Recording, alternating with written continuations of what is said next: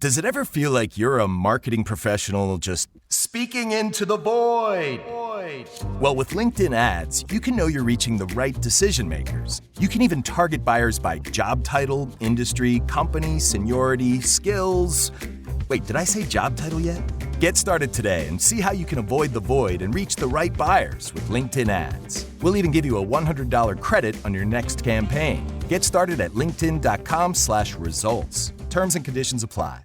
I can say to my new Samsung Galaxy S25 Ultra, hey, find a keto-friendly restaurant nearby and text it to Beth and Steve. And it does, without me lifting a finger. So I can get in more squats anywhere I can. 1, 2, 3. Will that be cash or credit? Credit. 4.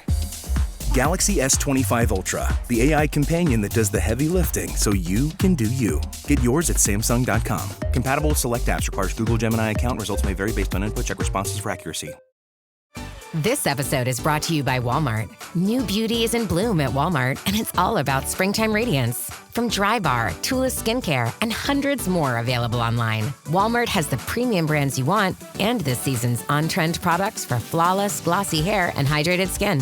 Big name beauty brands? Check. The things you love? Check. Find trending spring beauty and all you need to look and feel gorgeous at Walmart, on app and online.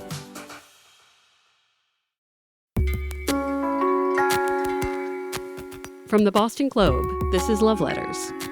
I'm Meredith Goldstein.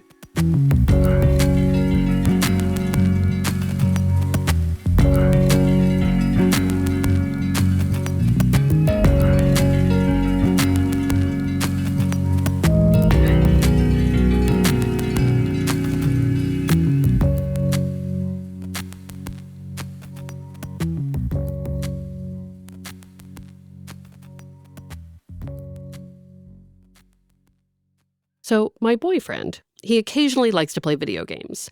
He's not a huge gaming guy, but he does like narrative games he can explore over time. So anyway, one day he tells me he got a narrative game for us to try together. He bought it because it was rated highly as a couch co-op game, meaning a game for two people to play together, probably on a couch. I'm not a gamer, obviously, but I was curious, especially when I read the description of what he bought. He didn't realize that the game he chose, simply based on good reviews, would be perfect for me, perfect for us at Love Letters. The game is called It Takes Two, and it's about a couple having marital trouble. This is the story of Cody and Meg. Basically, in It Takes Two, two players take the roles of a husband and wife who clearly want to get a divorce. Their daughter in the game cries magic tears on a magic love advice book. I told you this was perfect for us. Then the players become miniature toy people who have to navigate challenges around their home together, despite being fed up with each other, in order to unbreak the spell and reclaim their normal-sized bodies. So we start the game. As players, we get stuck in different rooms in the home. We're in a tree outside. We battle the fictional elements, freeing ourselves from mafia squirrels who live in the backyard. The graphics are great. The world feels massive. The characters have wonderful dialogue to show how they grow. But the meta thing of it all is that the actual players, meaning us, are growing in real life too, because we have to coordinate what we're doing with each other in order to win. And it's not easy. When one person is better at gaming than the other, it can lead to frustration. I'm pissed off and frustrated and disappointed in myself because none of it is intuitive to me. My playmate is trying to help me without mansplaining. He's trying to be patient while I make the same mistake over and over again. Meanwhile, the characters are losing their shit at each other. It's art imitating life, and vice versa. The relevant thing here is that while playing this game, I started to feel like I was accidentally learning things.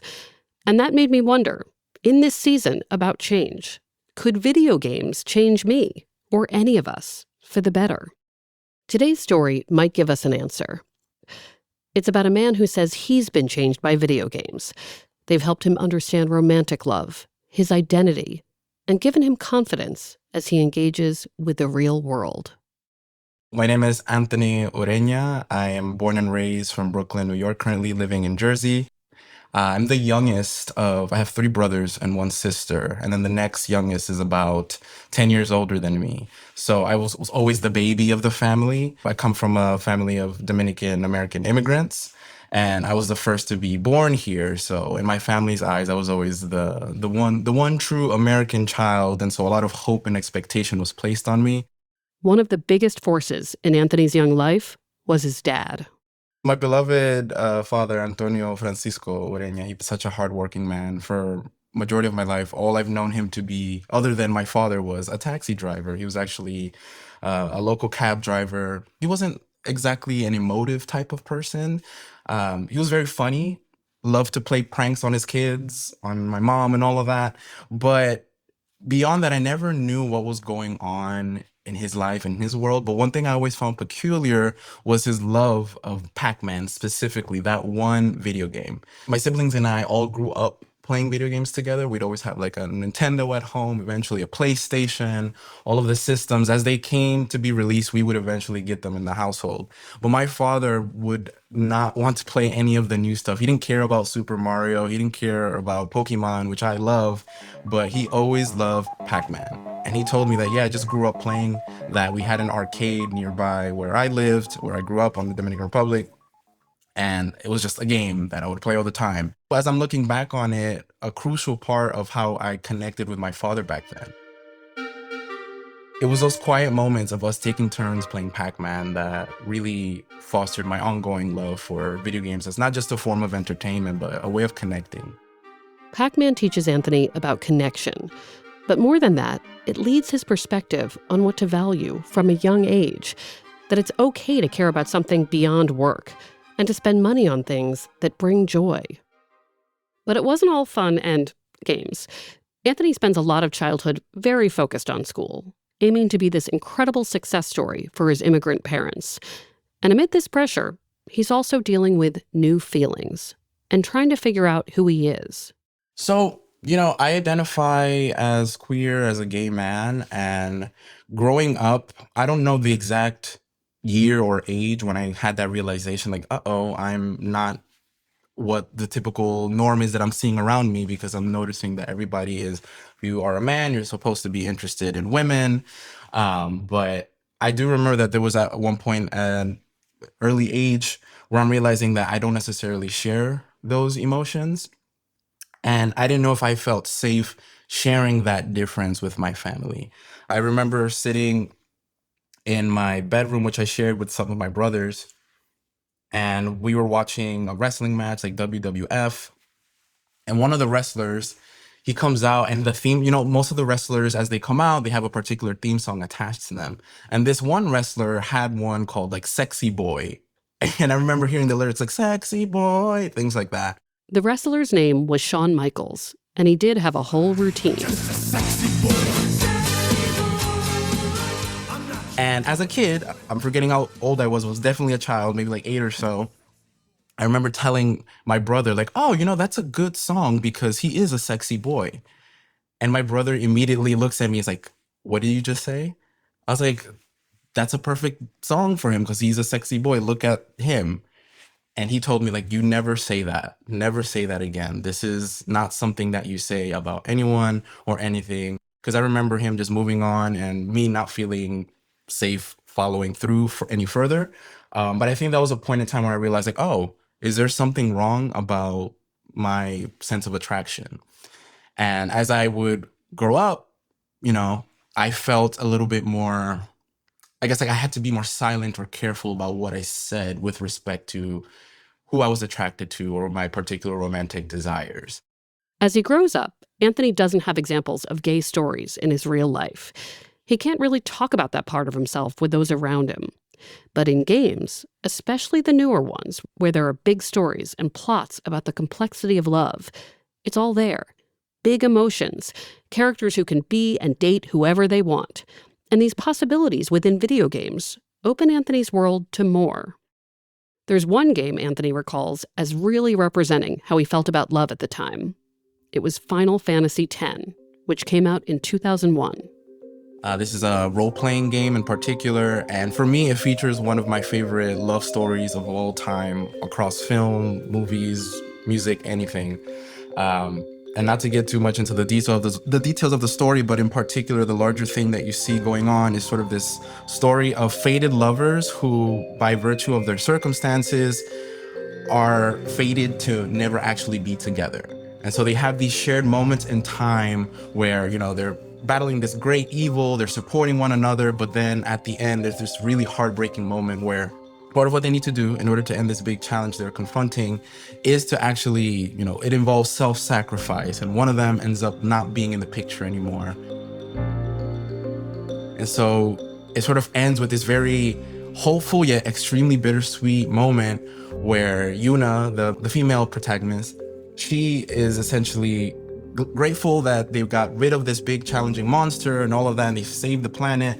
But at the same time, what she's really longing for is her partner, her lover, and all she has of him are those memories that they shared together. And he can never be with her in person ever again. And so you gotta just have to sit with that reality that the time they spent together was necessary to heal the planet in its own way. But once that healing was done, they were fated to part forever. It's a straight storyline, but he related. Thinking back, I'm not so sure I thought about it back then, but for sure in this moment now, it kind of mirrored the sort of tension I felt in my own relationships or my hopes for relationships, where it's like, from a young age, I was, by not to blame my siblings or anything like that, but I was taught in a way that what I'm attracted to, what I understand love to be, is wrong, and that I'm not allowed to follow it in this way, and that this is sort of like a forbidden love. And now I'm playing this game that does not feature queer characters, but very much so is still talking about forbidden romance in a certain way. Romance is not meant to last forever for whatever reason. That resonated heavily with me as well, too. So, what age would you have been when you were playing that Final Fantasy? So I was 11 years old, yeah. For a while, Anthony lives vicariously through these games, but they push him to confront himself a bit more too, to consider what he can do with these feelings. It isn't until college that Anthony is more public with his true identity. He goes to Brown University, where he learns what it's like to have a boyfriend and a bad breakup. He experiences what it's like to be cheated on and how to navigate hookup culture. He begins to learn how to experience romance in the real world. But while life at school is going well, things start to deteriorate at home. At this time, Anthony's dad is being treated for diabetes. His parents come to visit in the spring of his junior year, and Anthony notices that his dad is having trouble walking. And I asked my mother, is everything okay? She's like, yeah, well, the last time he was in the hospital, he did suffer some damages and he's recovering, all of that. So that was actually the last time I had seen him in person.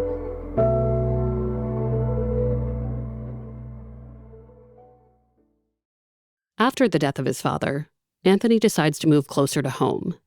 He finishes his undergraduate work and goes to Columbia University in New York for his PhD.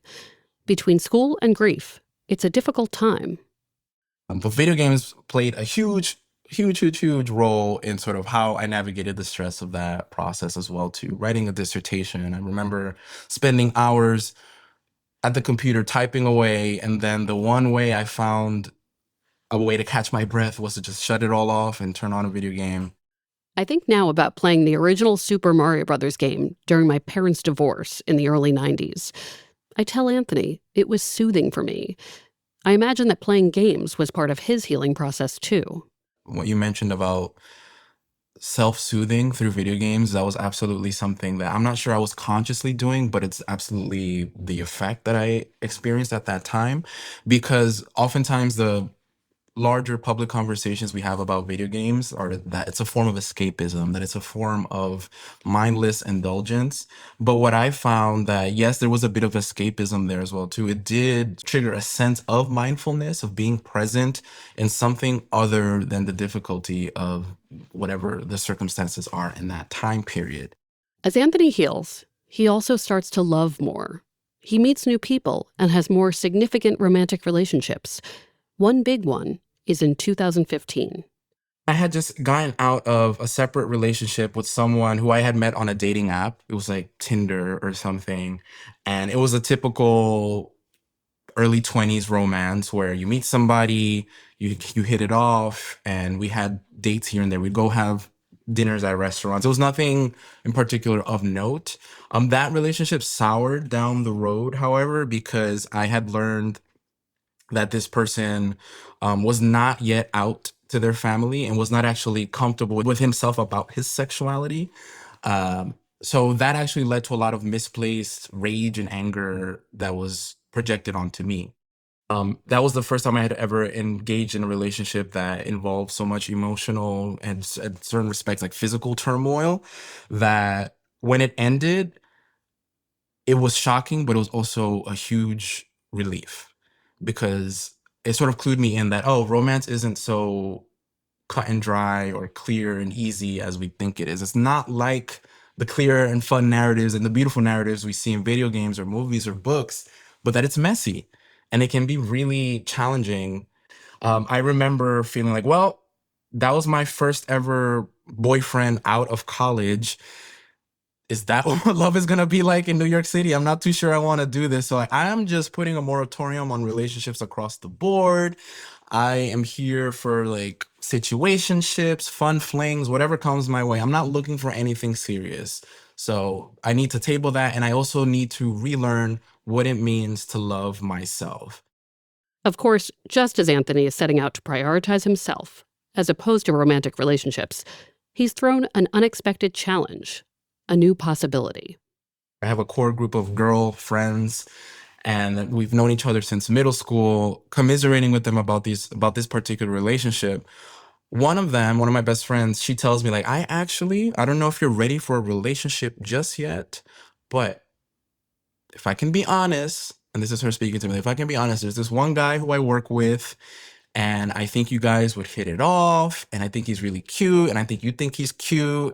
And as I said, having gotten out of what was a very dark, emotional time from that past relationship, I was like, yeah, sure. Anything can be better than that. I was like, I went through it, so it's whatever. And then as I say, yeah, sure. She goes, okay, it's fine. I was asking, but I already did it anyways. Anthony waits to hear from this person, who already has his contact info. But nothing happens. Until it does. I get a random Facebook friend request. And I was like, what? I'd never get random Facebook friend requests. It's people that I know or something like that, or friends of friends, but I've never seen this person in my life. There's no connection. And with it was a message too, like, hey, your profile popped up on suggested friends and I thought you were really cute. I was wondering if we could like chat. I know this is really weird. I normally don't do this. I don't reach out to people, but I just wanted to say hello. Turns out, when Anthony tells his friend about this message, the friend is like, wait, this guy, Silas, is the dude I was trying to set you up with. So, Anthony writes back. I respond to the message like, hey, what's up? I want to say like a day or two after that initial contact via Facebook, we have a phone call and we're just having this conversation just to hear each other's voices. And that phone call leads to an in-person meeting and everything is fine. There was no catfishing going on, thankfully. I was actually worried about that too. Anthony is still hurt from his last relationship, but he's open-minded. He decides he wants to go out with this person in a way that's fun for himself. I decide that if I'm going to search for and experience love, I want to make sure that I do so in my own terms, in a way that feels fun and fulfilling, because all of this is optional. Anthony's ready to give this a shot, and games are going to help in a big way. We'll explain how after the break.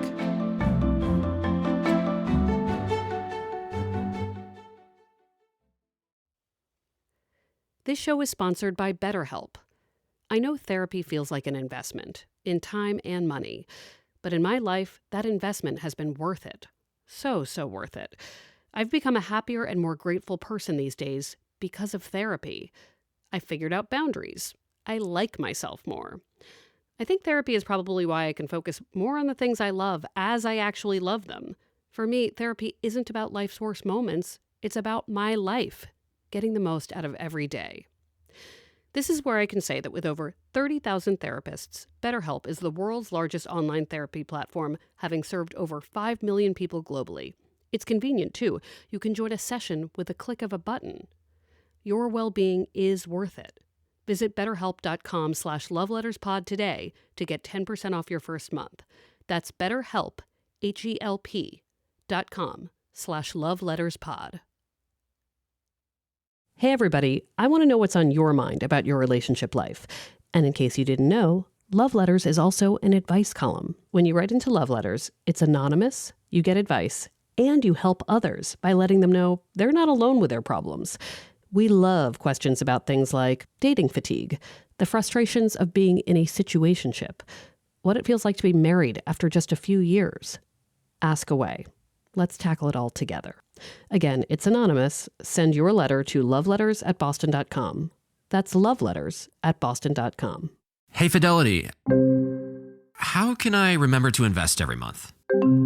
With the Fidelity app, you can choose a schedule and set up recurring investments in stocks and ETFs. Oh, that sounds easier than I thought. You got this. Yeah, I do. Now, where did I put my keys? You will find them where you left them. Investing involves risk, including risk of loss. Fidelity Brokerage Services, LLC, member NYSE, SIPC. We're back. So Anthony Ureña has been set up by a friend. The guy's name is Silas. And it's time to plan a first date. You're going to love this. We go to a little sushi restaurant, get some food there. But then right after that, around the corner from the restaurant is this place called Barcade in New York City. Barcade is literally a bar with video games in it. It's got tons of games. New, old, digital, analog, and even, and maybe especially, Pac-Man. Anthony was clearly going to waste no time in sharing his love language with a potential partner. I was proud of myself. I thought it was the perfect first date idea where we have dinner and then we get to play games together over a drink. And in that way, I was sort of telling myself that if this relationship, or rather if this first date goes sour, at the very least I had good food and a really fun time with or without that person involved. But as luck would have it, we ended up connecting. I very vividly remember engaging in sort of like a one-on-one matchup with him in one of these fighting games, and then he beat me a few times, and I was actually shocked because I always consider myself really exceptionally good at video games because I've played them for the majority of my life. And during our first date dinner conversation, he said that yes, he grew up with video games, but he never really liked them that much. But he beat me, and I was like, that was very attractive to me. I was like, oh, a challenge. I appreciate that. Challenge accepted. They hit it off, clearly. And games follow Anthony and Silas as their relationship grows. It was in 2016. I was actually in Philadelphia for a work conference, and I love Pokemon on the Game Boy. But in 2016, Pokemon Go was released on smartphones across the world, and it was a worldwide sensation. I remember this time, and maybe you do too. People were wandering around, sometimes right into the road, looking down at their phones, trying to catch Pokemon in the real world. It was wild. The whole world was playing this game. But for me, it was a particularly special time because Silas had come visit me while I was away at my work conference. And he stayed with me in my hotel, and the Pokemon game released the second day of the conference. So I remember doing my work stuff throughout the day. And then at night, I was like, hey, why don't we go out and explore Philadelphia together and catch Pokemon along the way? I wanna be the very best, like no one ever. We had this sort of really beautiful romantic jaunt around town where I remember we were like in the Chinatown part of Philadelphia. We grabbed some food, grabbed some bubble tea. We're catching Pokemon along the way. We were walking for hours. We saw all the major landmarks, and I just remember thinking like, wow, this is what a healthy relationship looks and feels like. By 2017, Silas understands that games are Anthony's love language. My birthday comes around and he gets me a Nintendo Switch. And that was like, for me, more important than an engagement band. It was just very much so like, wow, you are truly confessing your love to me. You bought me this gaming console that not only I've been excited about, but you know how important video games are to me. So you understand that this is a core part of my identity. It's not just that Anthony wants someone to play games with, by the way. He fully understands that Silas isn't as much of a gamer, and doesn't have to be as all in about it. But this is about communication and caring and showing someone that you want to connect. Anthony's trying to do this for Silas, too. In 2018, Anthony and Silas decide to move in together. It's Anthony's first time living with a significant other. They enjoy it, and Silas seems to know exactly how to make Anthony feel loved. I remember just sitting there playing these games, and Silas was very anti-horror anything. He hated scary stuff. But he loved that I loved horror. And so he would sit behind me on the couch, headphones on, not watching the TV, but sharing that space with me and like playing something on his phone or just scrolling, doing something else, right? So sharing that bond together, that physical space together was very important. And that for me just cemented like, okay, so this is what life is going to be like now. Once again, video games have seen Anthony through a major life change. He's found love, real love, and this person understands him. But as the relationship progresses, the two of them are missing a very big conversation. Anthony had dealt with one big breakup before, and everything stemmed from the person not ever wanting to be out. Ironically, years later, Anthony isn't really out all the way either. He and Silas haven't talked about any of this. I had been out to friends and colleagues and coworkers for like most of my life after high school, but I was not yet out to family. I want to say around 2020 or so, I remember just like sitting in my bedroom and feeling like there's this fire inside of me, and I just feel like I'm living two lives inadvertently, where I don't feel fully integrated with the world because my mother does not yet know, number one, about my sexuality, but more importantly, number two, that there's this person who I could see myself actually living a life with, you know? Anthony calls his mother and tells her. I'm like, hey, I just want to have a quick conversation about something that just has been really heavy on my mind. Is it okay? Is now a good time? Like, yeah, what's wrong, baby? What's happening? And then I just like stuttered and stumbled out like, Mom, I'm gay. I don't know if you know what that means fully, but like, it's been bothering me, and I've always been this way, and it's who I am. It's part of my identity. I just never felt really comfortable sharing that. And I just hope that this is okay. I don't want to lose you. It's like, you know, the typical conversation you might expect in a coming out story. And it took my mom some time to accept that. It took my mom some time to come to terms with it. Now we're like best friends, and was never no issues along the way. And I also learned to give my mother grace because this was very new for her. Telling his mother with such courage is huge, liberating. He can't wait to tell Silas. And this is when I realized things might not work out perfectly with this particular relationship.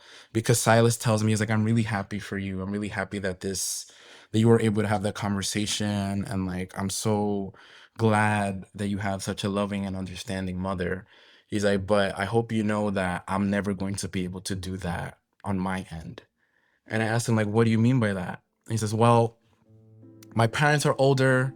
They come from a very traditional background where homosexuality is not acceptable in any form whatsoever, especially not public relationships. And I remember him specifically telling me one time, he's like, I want to spend the rest of my life with you too, but honestly, it's probably just gonna have to be in secret. It's like, my parents are just from a different generation and they're dealing with health issues, and I just rather not broach that subject whatsoever.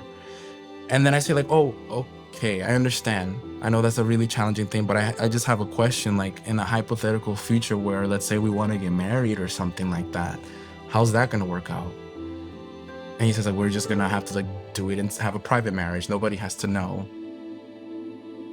This request for indefinite obscurity did not feel great to Anthony, but he lets it go, and once again, things start to change. A pandemic shows up. He and Silas get through it together. They keep their routine. But still, they can't seem to figure out, I'll use game terms here, how to get to the next level.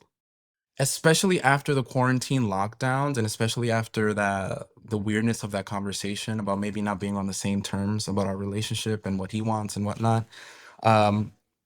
I had been wanting to sort of remedy what I felt was like a falling apart, or a distancing that I started noticing in our bond, especially after the challenges of being in quarantine for so long. But I noticed that some of the intimacy of our relationship, and not talking about sex whatsoever, but I'm talking about those moments where I play video games and he'd sit on the couch. Those started to become few and far in between, and I started to wonder why. What's going on here? Because this was the way that we connected, but now he would rather be working or just watching TV on his own elsewhere, right?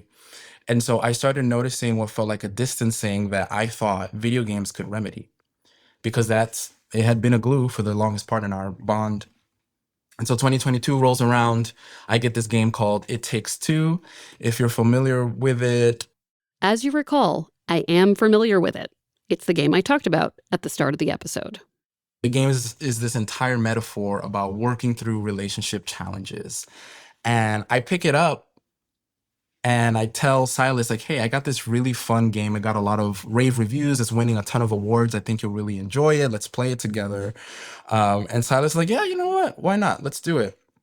And when we start the game, at first, he starts to have some reservations, not because of the story, but because of how challenging the game itself can be.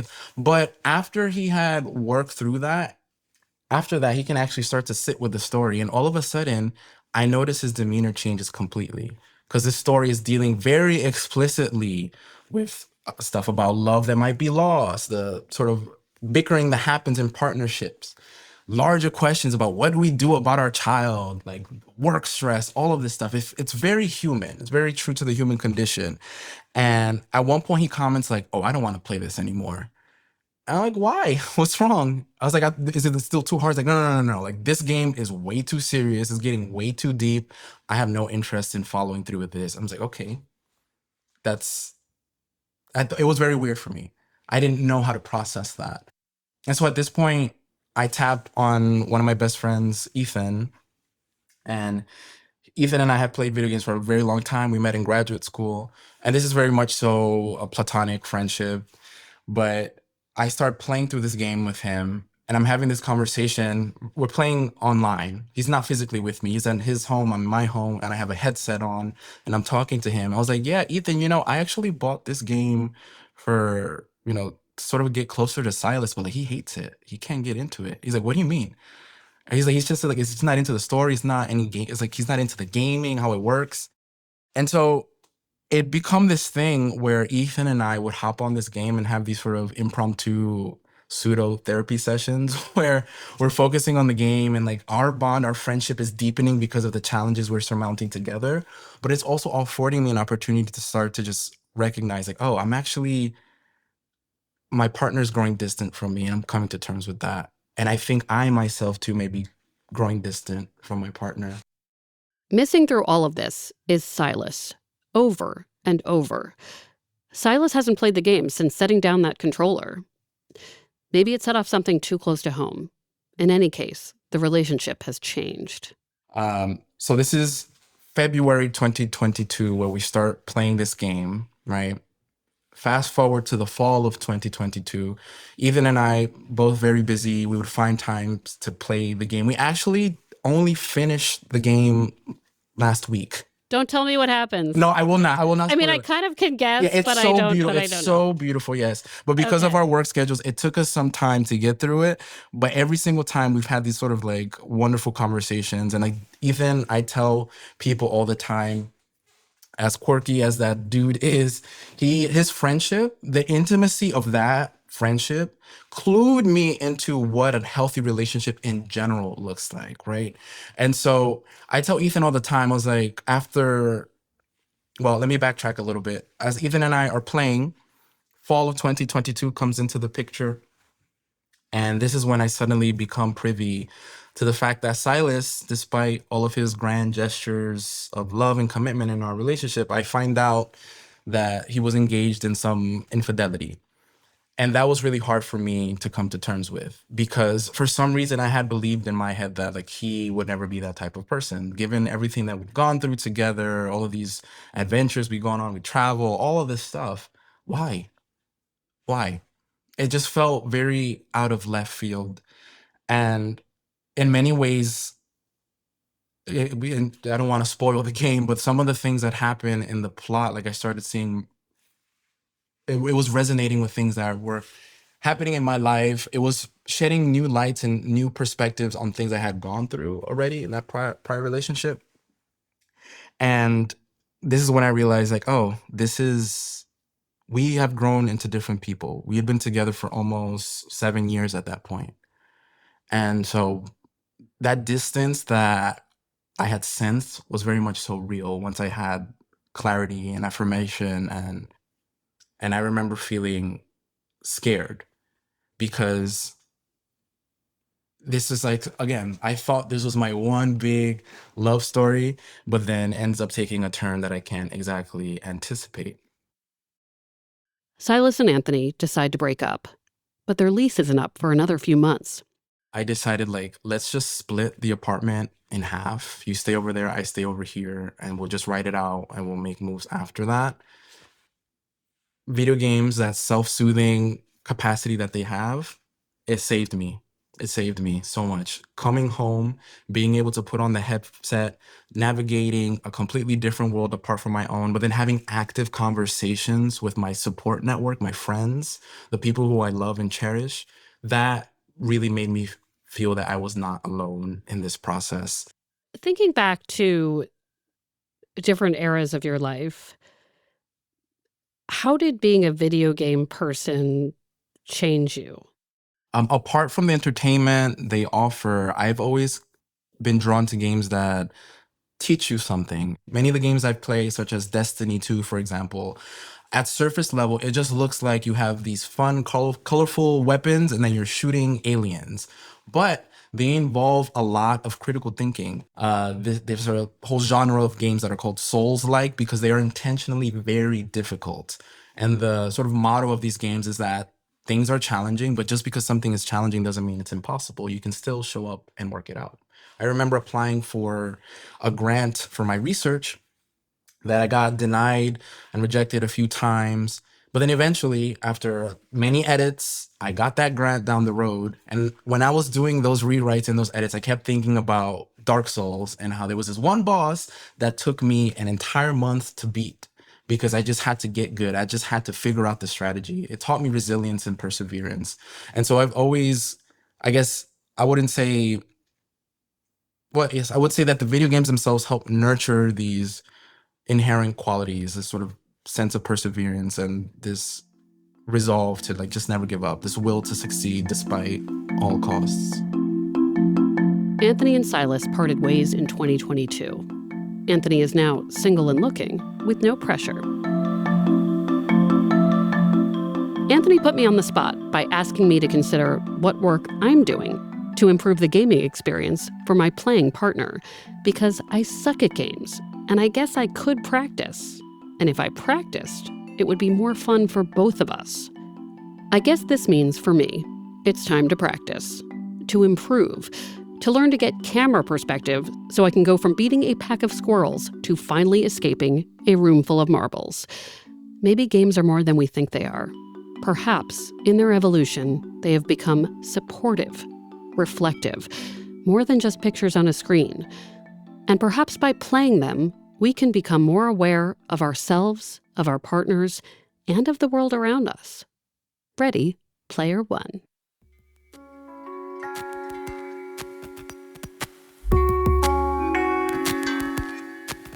Love Letters is a production of the Boston Globe. Our producer is Christina Hanatu. Our executive producer is Kristen Nelson. Uzair Ahmed does our audio mixing and mastering. Sound design by Christine Ahanatu. Maddie Mortel is our audience engagement manager. Special thanks to Nancy Barnes and Linda Henry. Our music is from APM. Remember, Love Letters is also an advice column. Send any questions about dating, divorce, marriage, singlehood, whatever, to loveletters@boston.com.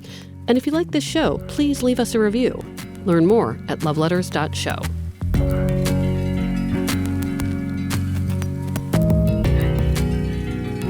I liked the Squirrel Mafia, and I was really into that. And I was able to share with my significant other, I might be attracted to that squirrel. I don't know. It's like a very self-assured squirrel.